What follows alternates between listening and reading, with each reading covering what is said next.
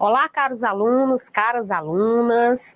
Aqui estamos para mais uma aula do nosso Super Enem IFCE. Sou a professora Janieire Abreu. Estamos trabalhando a disciplina, na verdade, a área de linguagens, códigos e suas tecnologias, dessa prova. Nossa super equipe de professores que está tendo muito cuidado em preparar este conteúdo com dicas preciosas que certamente vão ajudar vocês a enfrentar essa prova aí com a maior competência possível, ok? E aí, pessoal, hoje nós vamos começar a trabalhar uma nova competência, tá? Nós estamos trabalhando, nós já trabalhamos, na verdade, as competências 1 e 9, fizemos todo um repasso sobre a questão das tecnologias da informação e da comunicação, como também das tecnologias digitais, que é objeto da competência 9, e hoje nós estaremos trabalhando a competência de área 8, que tem como palavra-chave variedades linguísticas e norma padrão.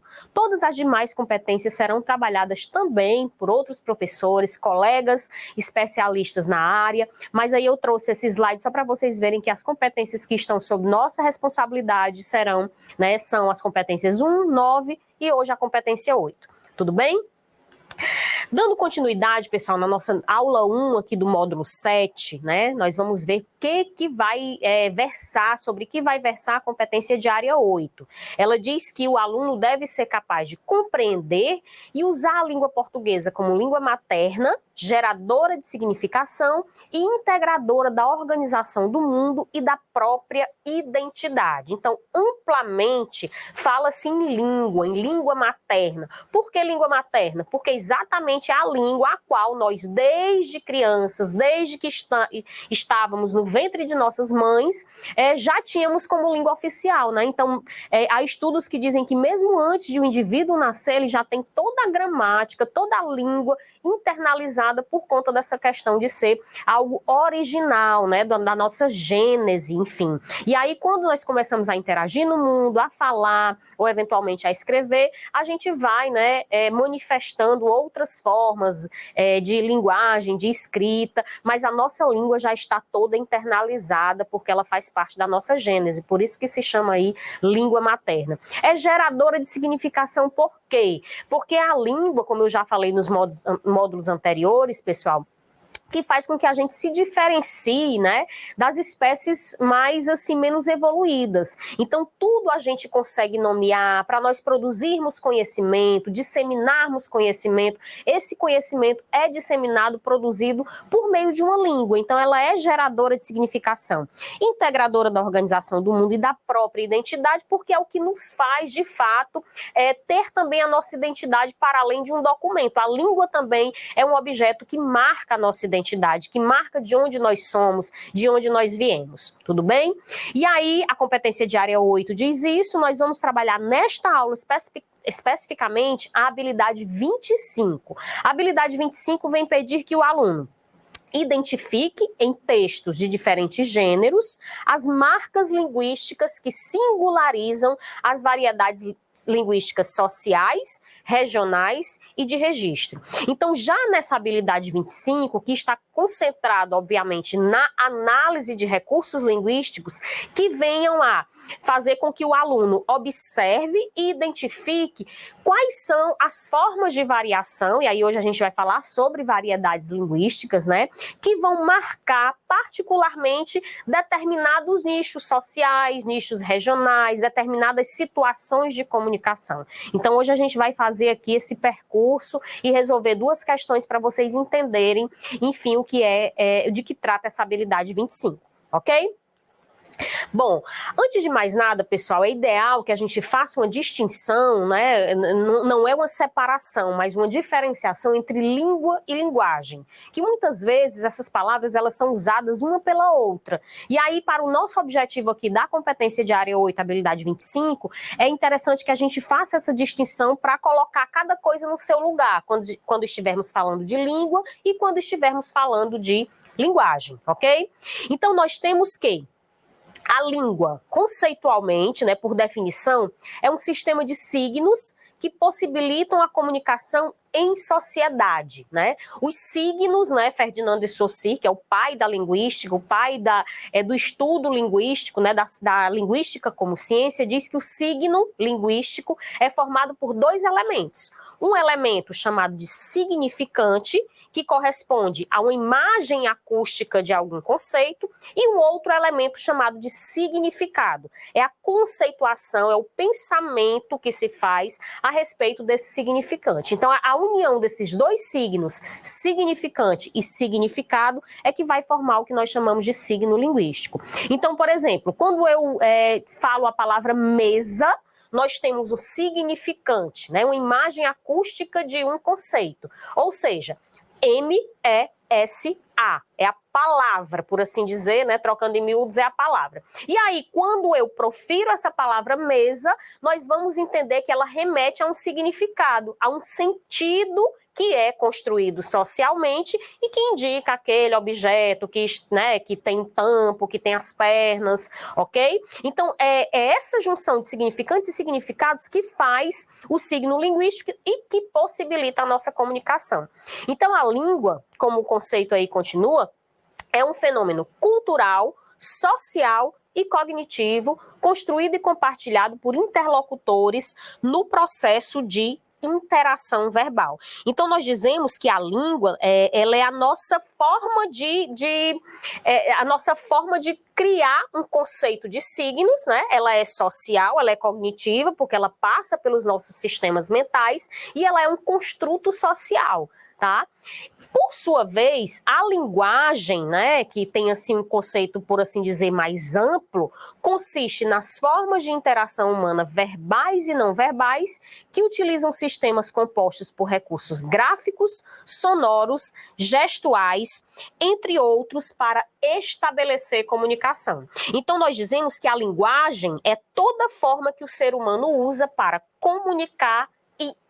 se comunicar e para interagir. Então, nós temos frases, gestos, imagens, expressões faciais, expressões corporais, nós temos a linguagem da pintura, nós temos a linguagem do cinema, da fotografia. Então, amplamente, né, a linguagem serve para estabelecer essa comunicação. Ela não é um construto social, ela é uma forma de estabelecer essa comunicação. Então, língua e linguagem não podem ser confundidas para os nossos objetivos aqui de estudo da habilidade 25, porque muitas vezes vai se falar só de língua aqui, de marcas linguísticas, né? A linguagem a gente já trabalhou de uma forma mais ampla nas competências anteriores. Também faz parte, obviamente, nós estamos aqui falando da prova de linguagens, né? Mas é interessante que a gente entenda, sim, esse conceito de língua, né? A linguagem é mais abrangente e a linguagem inclui a língua. Tudo bem, pessoal?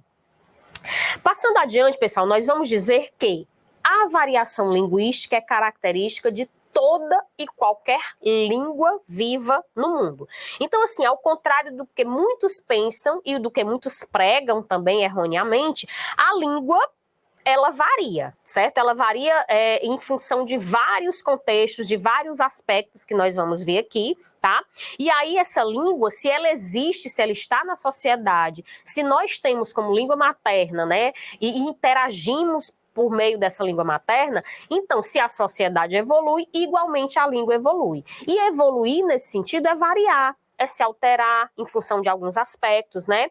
E aí, do espaço, da cultura. Então, qualquer língua que seja viva, que seja falada, que tenha uma comunidade de falantes, ela vai variar de acordo com alguns aspectos. E aí, nós trouxemos aí essa foto, né, que indica todas as línguas do Brasil. A gente não pode nem dizer que só tem uma língua portuguesa. Nós temos línguas portuguesas, né? E ainda mais, a nossa língua hoje já é chamada de português brasileiro, porque ela tem especificidades que a diferenciam assim, em amplo grau de outras línguas portuguesas por aí afora, mundo afora, onde se fala a nossa língua, né? Então, aí todas as línguas do Brasil é justamente para indicar essa variedade que não apenas é regional, mas ela é cultural, ela é social, ela tem outros aspectos que nós vamos ver em breve, ok?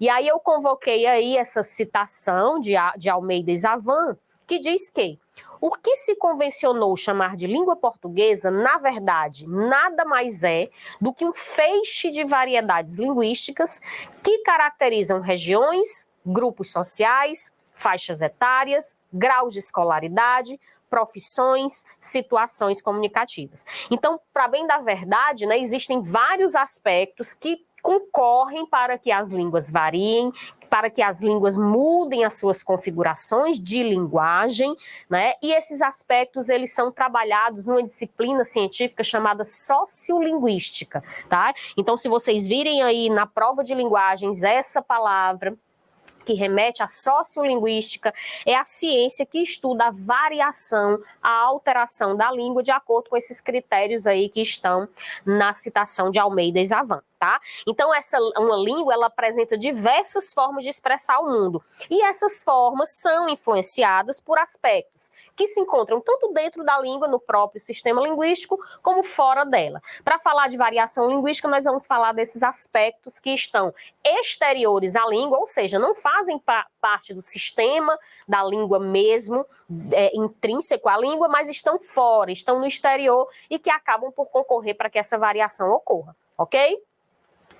E aí, gente, nós temos que tipos de variação linguística, né? Existem alguns critérios, alguns aspectos que vão interferir quando se fala em variação linguística, que vão, na verdade, definir os tipos de variação linguística. E aí nós colocamos do lado esquerdo o tipo de variação e o aspecto relacionado. Vocês podem voltar depois, inclusive, a este quadro. O quadro também está no material de apoio.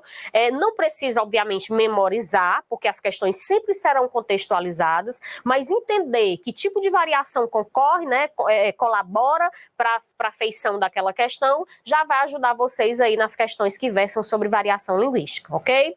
Então, nós temos aí no lado esquerdo a variação histórica, que está relacionada à época em que o indivíduo vive. Então, se nós puxarmos aqui um pouquinho pela mente, nós vamos, por exemplo, pegar como exemplo a palavra ouro, né?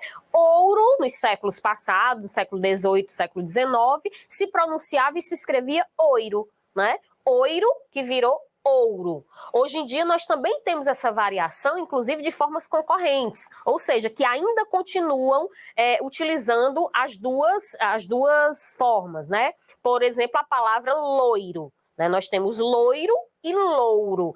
É o mesmo paradigma de oiro e ouro, só que diacronicamente, ou seja, por um tipo de variação histórica, oiro não é mais produzido, tá? Ficou só ouro. Já loiro e louro ainda continua sendo as duas formas concorrentes. Então, isso tudo está relacionado à época, ao tempo, à variação diacrônica. E aí, sempre que vocês escutarem essa palavra diacrônica, vai se relacionar a tempo, à história. Nós temos ainda a variação geográfica, chamada de diatópica, tá? Professora, por que esses nomes aí, assim, um pouco complicados, né? Talvez difíceis de entender ou de memorizar? Porque muitas vezes a questão, pessoal, pode sim ter essa terminologia, essa conceituação. E aí saber que diatópica se relaciona à geografia, se relaciona à região, se relaciona a topos, lugar, é interessante também para vocês terem essa informação. Repito, a questão vai estar contextualizada, você pode inferir, deduzir, mas saber também é interessante, tudo bem? E aí a diatópica, região em que o indivíduo vive. Então nós sabemos que de acordo com a região, o local em que se vive, pode haver, né, essa diferença aí nos falares, nas expressões orais, nas expressões escritas. Um exemplo é a palavra tangerina, por exemplo, a fruta tangerina, né?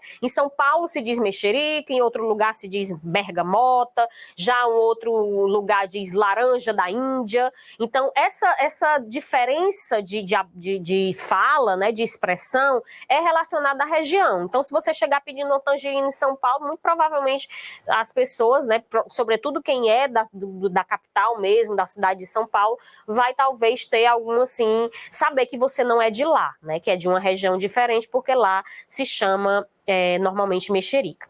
E aí nós temos uma terceira variação, que é a variação situacional, também chamada de diafásica, né, vem de fase, relacionada à situação de comunicação formal ou informal. Então nós temos que, muitas vezes, a fala e a escrita vai estar relacionada ao contexto. Se o contexto for mais monitorado, exige uma situação de comunicação formal, vai se utilizar uma variante, e se o contexto for mais informal, vai se utilizar uma outra variante. Lembrando que aqui na situacional, na diafásica, não se está falando de escolaridade, se está falando de situação. Então, mesmo as pessoas mais escolarizadas, em suas interações informais, vão utilizar também a linguagem coloquial, a linguagem mais despreocupada, menos monitorada, né? E aí nós temos uma variação chamada sociocultural, a qual é objeto de estudo da próxima habilidade que nós vamos ver, chamada de astrática. E aí tem vários aspectos relacionados a esta variação sociocultural, como idade, sexo, gênero, né? Escolaridade, classe social. Esta aqui nós não vamos nos deter porque ela vai ser da habilidade 26, ok? Então, sigamos aí para resolver uma questão relacionada aí à competência 8, habilidade 25. Como nós temos feito nas outras aulas, né? Passemos ao enunciado da questão para, em seguida, ler o texto e dar mais ou menos uma stalkeada, uma procurada aí na resposta, tudo bem? Eu acho essa questão muito interessante, gente, porque ela trabalha com vários conceitos relacionados à variação linguística. Então, resolver essa questão é também estudar o conteúdo, ok? O comando diz: entre os excertos de estudiosos da linguagem reproduzidos a seguir, assinale aquele que corrobora os comentários do post. Corroborar significa confirmar. E aí, aproveitando para dar uma deixa aqui de redação, né? Este verbo, ele é transitivo direto, ok, gente? Ele não pede preposição para complementar o seu sentido. Então, quem corrobora, corrobora alguma coisa. E não corrobora com alguma coisa e muito menos para alguma coisa. Então, esse verbo ele é utilizado demais na redação, mas com a transitividade, ou seja, com a regência incorreta, com preposição, sendo que ele não pede preposição, o verbo corroborar, tá? Então, nós temos aí 5 itens em que cada um há um conceito, né, relacionado à questão da variação linguística, mas se pede que qual é o que está relacionado à ideia expressa no texto. Quando eu digo que essa questão é interessante, é porque a gente vai aprender lendo as alternativas e, né, procurando, enfim, a resposta da questão. Então, voltemos aqui ao texto. Vamos lá. O texto diz: no dia 21 de setembro de 2015, Sérgio Rodrigues, crítico literário, comentou que apontar no título do filme Que Horas Ela Volta, um erro de português, revela visão curta sobre como a língua funciona. E justifica. O título do filme, tirado da fala de um personagem, está em registro coloquial. Que ano você nasceu? Que série você estuda? E frases do gênero são familiares a todos os brasileiros, mesmo com alto grau de escolaridade. Será preciso reafirmar, a esta altura do século XXI, que obras de arte têm liberdade para transgressões muito maiores? Pretender que uma obra de ficção tenha o mesmo grau de formalidade de um editorial de jornal ou relatório de firma revela um jeito autoritário de compreender o funcionamento não só da língua, mas da arte também, né? Então, é uma questão interessante que fala a respeito de uma questão própria, que até caiu no Enem, acho que há uns 3 anos, pessoal, referente ao enunciado, título do filme Que Horas Ela Volta, né? A rigor, para conservar um português de gramática, né, ou seja, um português de gramática normativa, o enunciado seria a que horas ela volta, né? Então, essa preposição é apagada no título do filme, porque, segundo o texto, é permitida essa transgressão, ou seja, essa violação, esse infringir de uma regra gramatical para deixar a obra de arte, né, e outros contextos também mais livres para colocarem do jeito que querem, né? Então, é basicamente, aqui neste texto, fala-se basicamente da variação situacional, ok? É uma variação que está relacionada à situação de comunicação e que se prefere uma forma mais simples, mais coloquial, para dar título a um filme. E aí o texto reflete sobre essas questões, ok? Que essas questões, de fato, elas não têm que ser amplamente estigmatizadas, né? A gente vai falar sobre preconceito linguístico também no próximo módulo, porque a arte, enfim, tem essa possibilidade de fazer, ok? Pela questão da situação. Então, vejamos aí nos itens, pessoal. Qual é o item que corrobora, ou seja, confirma essa questão situacional relacionada à língua, ok? O item A vem dizer: numa sociedade estruturada de maneira complexa, a linguagem de um dado grupo social reflete-o tão bem como suas outras formas de comportamento. E aí é uma citação do Matoso Câmara Júnior, né, que vem falar sobre a questão da como é que determinado grupo social vai manifestar essas variedades linguísticas, né, e fala justamente sobre a questão mais cara à competência 8, que é a integração da própria identidade do indivíduo, das pessoas, da sociedade, a partir das suas manifestações linguísticas. Estamos falando de variação situacional. De fato, o item A está um pouco, né, amplo demais para o nosso escopo aqui da questão. O item B diz: a linguagem exigida, especialmente nas aulas de língua portuguesa, corresponde ao modelo próprio das classes dominantes e das classes dominantes e das categorias sociais a ela vinculadas, né? E aí é uma citação do Camacho, que vai falar sobre a hegemonia da gramática normativa, né, das regras que muitas vezes são cobradas, mesmo em situações mais informais e que não fazem sentido, não faz sentido que essas regras sejam cobradas, mesmo em situações informais de comunicação, né? É um modelo da classe dominante, porque, enfim, a gente também tem a língua como forma de coerção, como forma de segregação social. Falaremos disso no próximo módulo. O item C diz: não existe nenhuma justificativa ética, política, pedagógica ou científica para continuar condenando como erros os usos linguísticos que estão firmados no português brasileiro. E aí uma situação do professor Marcos Bagno, de 2007. De fato, pessoal, este é o gabarito da questão, porque se fala de uso firmado, ou seja, o texto diz que na língua corrente, ninguém diz a que horas ela volta, né? Então, esse a preposição, esse apagamento da preposição é utilizado mesmo na fala das pessoas que têm uma alta escolaridade, mesmo na fala de normas cultas. Então, já está afirmado no português brasileiro. Então, não há motivo para continuar condenando como erros esses usos. Aí o Marcos Bagno vem a corroborar, confirmar, ratificar. Tudo isso é sinônimo do verbo corroborar, tudo bem?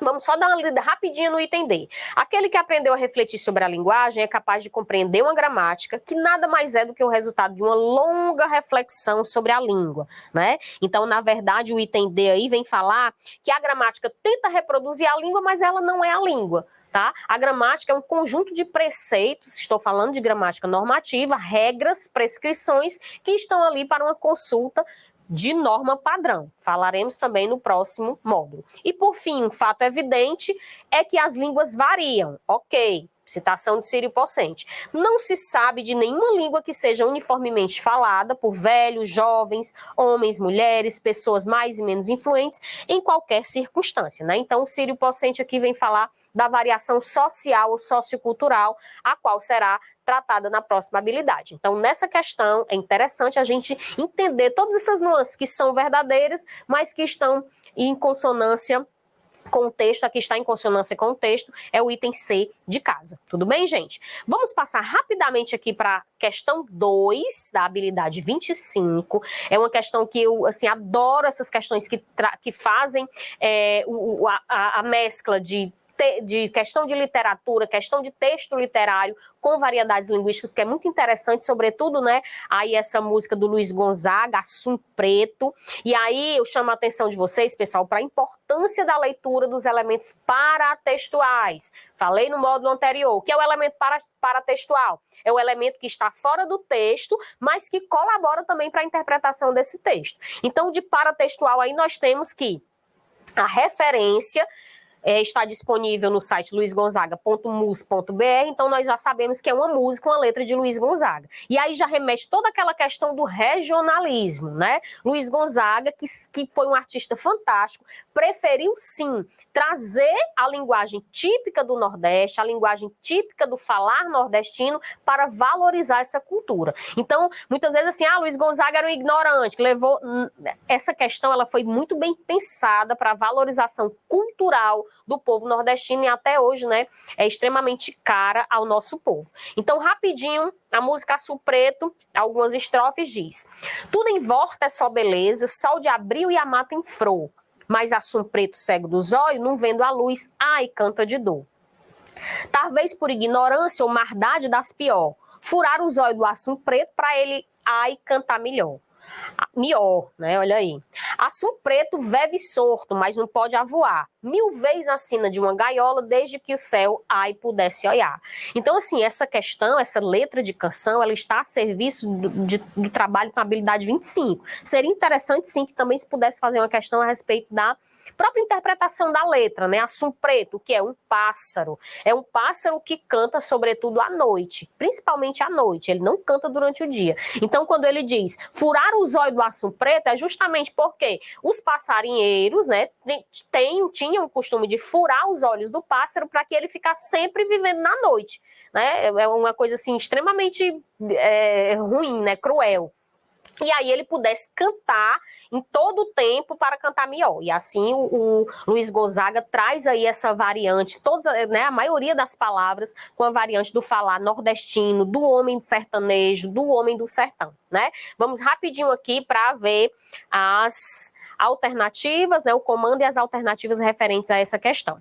As marcas da variedade regional registrada pelos compositores de Açul Preto resultam da aplicação de um conjunto de princípios ou regras gerais que alteram a pronúncia, a morfologia, a sintaxe e o léxico.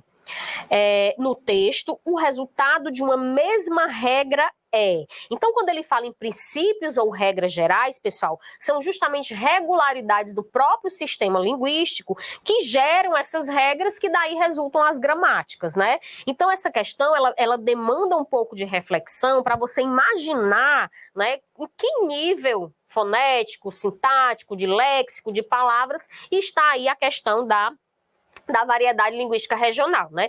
Tudo é feito com uma lógica muito própria, né? Nada é aleatório. Então, quando a gente vai analisar, às vezes, o falar, existe uma lógica própria quando o nordestino, por exemplo, fala planta em vez de planta, né? Aí ocorre o que a gente chama do fenômeno do rotacismo. Existe uma diferença do R, né? Uma mudança do R para o L. De acordo com a evolução da língua, vai se mudando. Então, a rigor não está errado, a rigor está, né, em um tempo diacronicamente passado. Então, vamos lá. O que é resultado de uma mesma regra? Analisemos aí rapidinho. A pronúncia das palavras volta e veve, e aí se nós formos fazer a comparação com a norma culta, seria volta e vive. Nós não vemos aí um pareamento entre essas expressões volta e vive, porque não está dentro do mesmo nível de alteração. B, pronúncia das palavras talvez e sorto. Olha aí, qual é a pronúncia de acordo com o léxico, né, normativo? Talvez L solto. Então é o fenômeno que eu falei para vocês de rotacismo. O R se transformou em L. Então nós vemos aí uma consonância entre essas duas formas, ou seja, a mesma regra se repetindo em talvez e sorto pelo fenômeno do rotacismo. Tudo bem? Então aí a gente já antecipa para vocês, né, para não se alongar muito, que o item correto é o item B. O item C, por que não está correto, pessoal? Justamente fazendo a comparação furaram e cantar, nós temos o pretérito imperfeito e o infinitivo, né? Não está combinando aí a mesma regra. Redundância, cego dos olhos e mata em fro. Olho, olho, fro, flor, no nível fonético também não está dentro do mesmo fenômeno como o rotacismo. E pronúncia das palavras ignorância e avoar. Então, na verdade, a gente precisa só fazer uma pequena reflexão aí para encontrar é a regularidade aí dessa questão que está no campo da fonética, tudo bem? Voltamos na próxima aula com a habilidade 26, ok, pessoal? Tchau, tchau!